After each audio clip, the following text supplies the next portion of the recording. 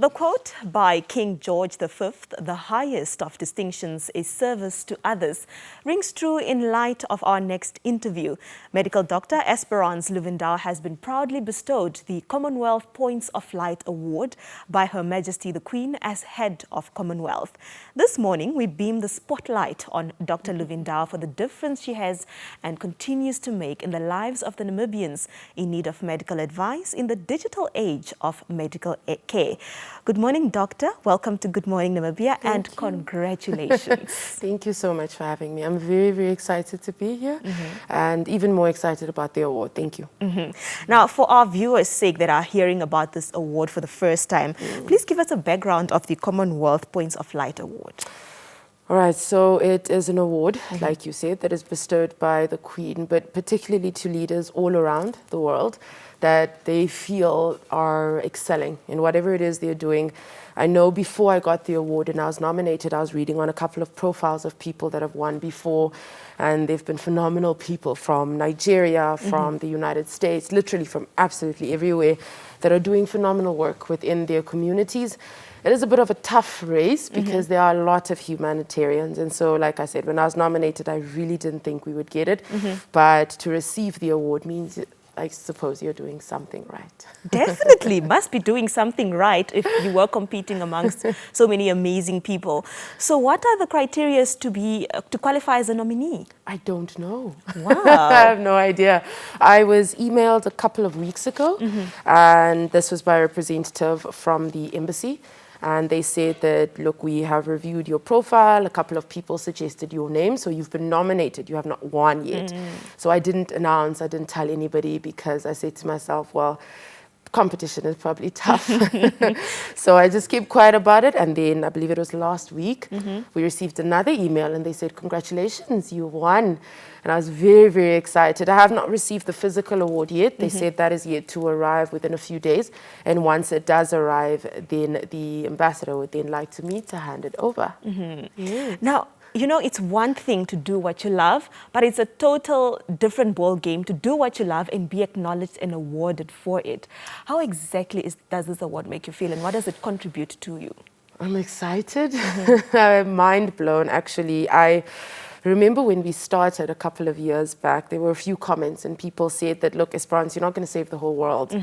And that was difficult and it did hurt because I felt that I was biting off a little bit more than I could chew. And at that point in time, I was working in the north at a hospital called Onanjokwe. And that was when I saw that, look, there is really a very big gap in the quality of healthcare that people receive between the lower and the higher economic class group. So I said, okay, what can I do about it? We started. That's where we kicked off the One Step at a Time initiative. And then, like I said, there was a lot of pushback, but we continued. We started saving lives one step at a time. And eventually 1,000, 2,000, 3,000, the numbers started increasing. And from there, we knew that, look, we're on the right path, and we just kept going. Yeah. Let's talk about this initiative a bit more. For those who do not know what it is all about, please just elaborate on it. All right. So when I was working in the north, I realized that, like I said, there's a very big gap between the higher and the lower socioeconomic groups. I think we all know this. Yeah. The service that you get in the public sector and the private sector are two completely different things. And unfortunately, there are a lot of, so to speak, drugs and medical equipment that we don't have readily available that may be needed for the care of patients immediately. And so we said, look, instead of sending patients home in conditions where they will die, in conditions where they will be subjected to severe morbidity, why not play a role in that? And so initially, Twitter knows it as the $5 campaign because they started contributing $5 at a time. People would subscribe, whereby they knew that every single month they would contribute $5. Now, to you, $5 is not a lot of money. But to me, who has to buy something like Captol Pro for high blood pressure, I know that about 6 of those can buy me a whole packet, which can be sufficient to save one life. And so that's how it started, really. We progressed from there to a little bit more expensive medication, a little bit more expensive medical equipment. And from there, we were full swing ahead. Yes. Beautiful stuff, Esperance. I mean, Dr. Luvindao. Now, for many, COVID-19 brought about many challenges. But for you, it seemed to have brought about an opportunity. Talk to us about that. COVID was difficult, firstly. I don't think I've ever been so challenged in the medical field. seeing people die on a daily basis is not easy, and I don't think medical school prepares you for that. So mentally speaking, COVID was terrible. But I also saw it as an opportunity to better healthcare, because I know that with COVID particularly, a lot of the focus was taken away from everything else in healthcare. And we saw the teenage pregnancy rate rise in Africa as a whole, not just Namibia. And so that showed us that there was a very big gap. So then I increased, or we, my team and I, increased the knowledge and education on sexual and reproductive health. And then I know, being based at Onanjoko at that point in time, my head of department had said, okay, fine, let's initiate this IUD campaign, which is an intrauterine contraceptive device campaign. And a lot of the women told me they've never even heard of this contraceptive, which was interesting for me, because I remember back in the north, I had my first 13-year-old give birth. And that brought tears to my eyes, because it showed me that we're clearly not doing enough. Doctors are not doing enough. Nurses are not doing enough. So we were trying to bridge that gap throughout COVID. And I think that's probably one of the achievements that I could say. Yeah. All right. How has the receipt and acknowledgement of this award particularly enlightened your perspective and calling as a servant to the people? Very much, in the sense that I am now conscious of the fact that the world, the nation, expects something more of me, and which is a good thing. It's good to be pushed out of your comfort zone. There have been a lot of people reaching out to work together on a couple of projects, some of them a little bit more international, some of them a little bit more local, which I appreciate, because it shows that they see that there's hope, which is a good thing, because I think a lot of the times within our various sectors, not just health, we come to a point where we feel there's nothing more that can be done, which is not true. And the little change that you can achieve, be it in finance, be it in health, economics, whatever the case is, go for it. And so that's what we're doing right now. So this has apparently stood for a symbol of hope, which I appreciate, because it means that we can do more. We can keep pushing. And there's so many more health advocates in this country and around the world that have said to me, wow, I didn't know that we could actually do this, do it at such a large scale to actually impact so many lives and save thousands. You've done so much, and you also wear so many hats, Dr. Luvindao. If I can just mention some of them, you are an MBA holder, you are a speaker, a public speaking coach, you are a poet, and you're also a medical doctor. Do you still wear all of these hats actively? Which of these would you say is your best hat? I always tell people that medicine is the side hustle. Really? Speaking is my baby. I love to speak. I love to teach people how to speak. I feel that you cannot get absolutely anywhere without the ability to communicate and communicate properly. We actually have a public speaking workshop coming up, and then I have a poetry event coming up. So all of them I feel I give sufficient attention to. I don't think any of them suffer as much as possible. You know, yes, sometimes I come from work and I'm tired. I had to work this weekend, and that was patient. But today I have a public speaking engagement, and that's how my life is. I appreciate it. And when I say medicine is a side hustle, I don't mean that in a bad way, please.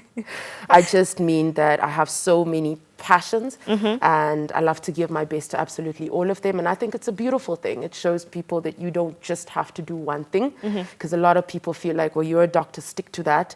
Do just that, and I don't feel we should be limited by anybody's views. Now, Namibia is venturing also into the fourth industrial revolution. We're heading there slowly. So in your opinion, how can Namibians take these opportunities brought about by this fourth industrial revolution to better their lives and of others?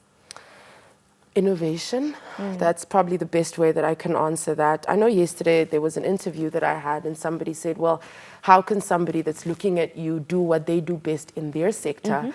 And I said that, look, it's not about trying to do the same as whoever does it. I can't present the way you do, and that's okay.